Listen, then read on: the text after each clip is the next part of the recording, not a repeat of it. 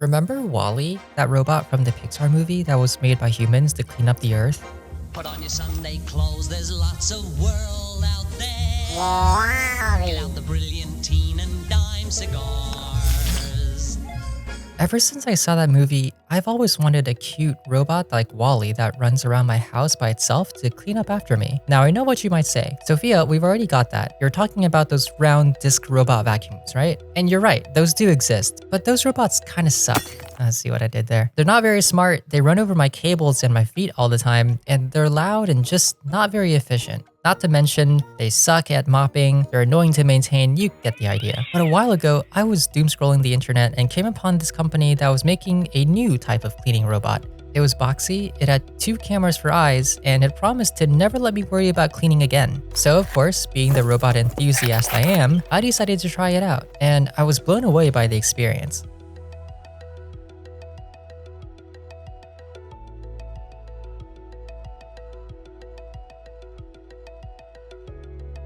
Looks like we are now ready. It's time to see what this thing can do. After unboxing the robot, I had started to let it explore my home. And not only did it finish in record time without getting stuck on a single cat toy, it even scanned my cat into the 3D model of my house it had built while exploring. Immediately, I had to know how it all worked. And to my surprise, the company invited me over to their office to get a behind-the-scenes look at how they built a real-life Wall-E. Now, if we break down what Wall-E is into its most basic parts, it's a robot that does 3 things really well. First, it sees and understands the environment it's in and handles itself accordingly. Second, it cleans up after humans, no matter what kind of mess we make. And third, and maybe most importantly, it's so cute it almost feels like a pet. So how does Matic's robot do all these things? Let's start with how it sees the world around it. The Matic robot uses a technique called VSLAM, which stands for Visual Simultaneous Localization and Mapping. Just like Wall-E, the Matic robot has 2 cameras on the front for eyes, but it also has 2 eyes in the back and 1 on top. This means it can see 360 degrees around itself and 180 degrees on top. This is pretty similar to one of the techniques that robot cars use to see the world around themselves, and in practice, what it means is that if you drop the Matic bot into a brand new environment, it's able to fairly quickly build a detailed map of its surroundings and understand where to go. However, the Matic team has pushed VSLAM even further into new territories. One of the unique things is that since all the 5 cameras are in the crown, the robot is always consistently building the global map. So if we were to blindfold the robot, it doesn't know what is happening to it because all the cameras are blacked out and it doesn't have any idea. And we put... This is like if you were a bad guy and you kidnapped the robot. Yep. Okay. You kidnap the robot, you place it in some other location, and I lift the blindfold up, you would see on the map that it very quickly, immediately localized itself. So, wow, okay. Yeah. Honestly, seeing all this stuff work is kind of amazing. At home, instead of bumping around my walls and chairs like my last disc robot did, the Matic bot expertly navigates around my chairs and my cat. And the best part is, I don't even need to worry about it chewing up cables or running over my foot, because it knows what a cable or foot is, and it avoids it. But a robot that only sees well is pretty useless unless it does other things, right? So just like how Wall-E cleans up all sorts of stuff left by humans, the Matic bot cleans up all sorts of stuff left by me on the floor. How did you design the hardware so that it actually cleans well? So we talked to a lot of people before we started designing anything. And I remember we put together this list of around like 200 things that people find on their floor. So we categorized every single thing into different sort of buckets.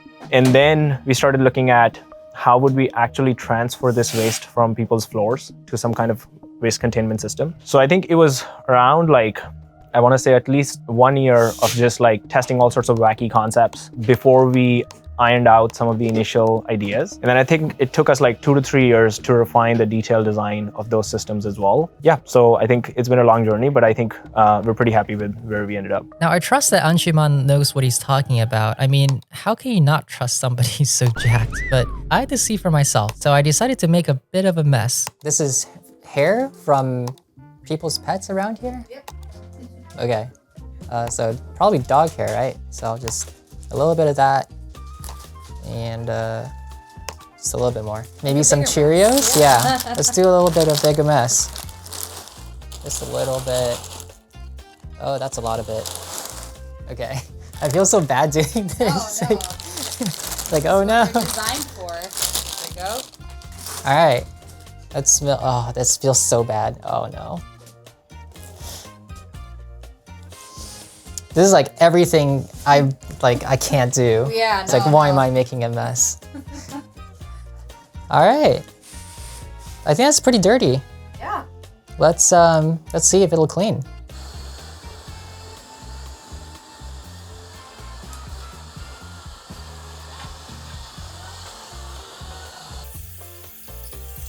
Yeah, there we go. It's basically done. Oh yeah. I see it. It's like spinning around and then getting sucked in. That's crazy.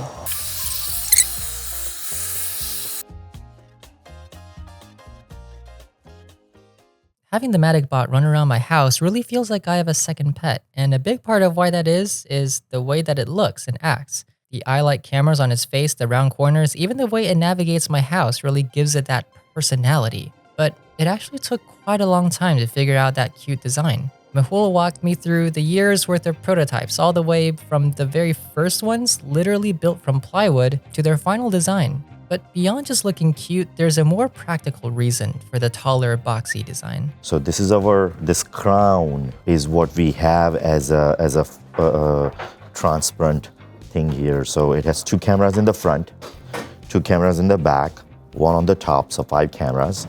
These are the microphone arrays. And then we had a display so that robot would tell you what's going on, and a power button, and that's it. And everything goes on to this NVIDIA Orin 4GB chip, and everything gets processed here. So no data ever leaves customers' homes. So this is the entire sort of a tech stack. That's crazy, that's it. That's it. The design of the robot, very, very unique. We haven't seen anything like this before in basically any of the robot markets.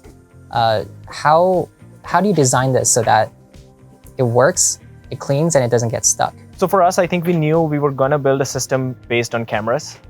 And there's a lot of advantages to that. Cameras are very powerful sensors. You get a lot of information. And so if you build the right algorithms on the back end, you can use that information to take meaningful decisions. But cameras also need a higher vantage point. There's a reason human beings have eyes in their heads and not in their knees.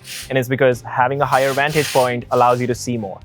So for that reason, we knew that we're gonna have a tall robot. But then if you think about it more, building a tall robot also allows you to have more space to capture the dirt and keep it in the robot. A tiny bin can be pretty annoying because it fills up really quickly. So we leaned into that. It also gives us more space to store the water on the robot, and that's great. So all of those reasons sort of just aligned to build a tall robot. Now we do have to give up the idea of going under furniture, but because this robot is more intended for like doing all of the high sort of like pain point cleaning jobs, we thought it was an okay trade-off to make. Like we won't go under every single piece of furniture, but because of using cameras, we'll do an exceptionally good job at the rest of the house. Now, I'm not saying the Matic robot is flawless. While it is probably the best wet dry vacuum and mop I've ever owned in terms of performance, it does leave some things to be desired. Like when it mops, it doesn't get close enough to the edges of the floor, and sometimes it skips corners instead of vacuuming in them. Also, a few of the previously promised features haven't shipped yet, such as the point-to-clean mode featured prominently on their website header. They've also promised to look into smart home features, and of course, there are the odd bugs here or there. But Matic says they will eventually fix all those things, and they've made good on all their previous promises so far. They're also trying to do something extremely difficult. Not only are they designing a vacuum from the ground up that looks and works like nothing else, they're also building it all here in the US. So I'll give them a bit of slack and wait patiently for whenever they end up rolling these features out. So where does Matic go from here? What is after this? What is after what you have right now? Great question. So Matic is sort of like a crawling child, and first 5 years of human child's life, they learn how to navigate, and perception and control and locomotion is what they do. They learn how to navigate precisely. But we don't give them very knives yet or glasses yet because they don't have the dexterity. Then the next 10 years of their life is where they actually master dexterity. So what we look for is say, okay, how do we enable next set of use cases that just like kids between 5 and 10 can take their toys and books and shoes and socks and clothes, unbreakable items, where they're not in danger of hurting themselves or hurting other, and move it around. Can we do that with the robot? And then eventually, as the dexterity improves, manipulation improves, can we actually get to the next level and quote unquote build a Rosie the robot? So that's the direction we are heading. And the thing that what it does is that this crown, this black crown, that we built it, but it can move up and down.